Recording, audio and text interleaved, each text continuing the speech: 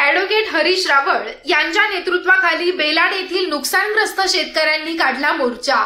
काढलेल्या मोर्चाचं चक्क रूपांतर झालं ठिय्या आंदोलनात। याबाबत सविस्तर वृत्त असे की मलकापूर तालुक्यातील बेलाड शिवारातील 15 ते 20 शेतकऱ्यांच्या शेतातील शेतमालाच्या गंजींना लावलेल्या आगीत शेतकऱ्यांचं अतोनात नुकसान झालं। यामध्ये विशेष म्हणजे शेतकरी हा रात्रंदिवस आपल्या शेतामध्ये राबतो, त्यातच मेहनत घेतो, व्याजाने पैसे घेऊन शेतात पैसे लावतो। मात्र या असल्या प्रकारानं बेलाड येथील शेतकऱ्यांवर उपासमारीची वेळ आली। यामध्ये ग्रामस्थांनी बेलाड गावातीलच ज्ञानेश्वर गवर नावाचा इसम पोलिसांच्या स्वाधीन केला असता त्या इसमाच्या आईनं बेलाड येथील काही शेतकऱ्यांविरुद्ध तक्रार दिली आणि त्या तक्रारी प्रकरणी कुठल्याही शेतकऱ्यावर कारवाई होऊ नये आणि या ज्ञानेश्वर गवरवर तडीपारीची कारवाई व्हावी याकरिता संतप्त शेतकऱ्यांनी माजी नगराध्यक्ष हरीश रावळ यांच्या नेतृत्वाखाली काढलेल्या मोर्चाचं रूपांतर पोलीस स्टेशन मलकापूर येथे ठिय्यात करण्यात आलं।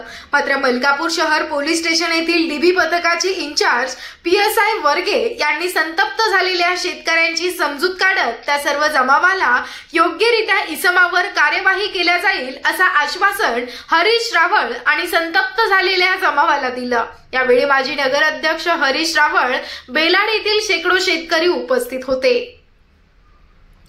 आमदार चैनसुख संचेती यांच्या कार्यक्षमतेवर प्रश्नचिन्ह। संतप्त शेतकऱ्यांनी गेल्या 2 दिवसांमध्ये आमदार महोदयांना 40 ते 50 कॉल केले, मात्र आमदार महोदयांनी एकही कॉल उचलला नाही। त्यामुळे त्यांच्या कार्यक्षमतेवर प्रश्नचिन्ह उपस्थित झाले असा आरोप बेलाड येथील शेतकऱ्यांनी केला।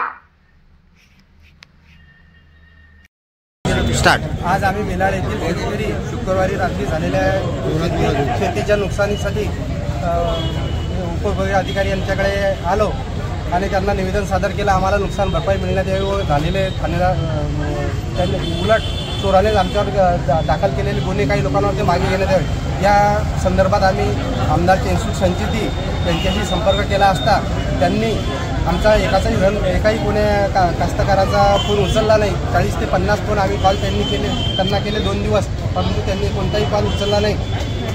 अशामुळे त्यांच्या आता कार्यक्षमतेवर प्रश्नचिन्ह निर्माण होत आहे।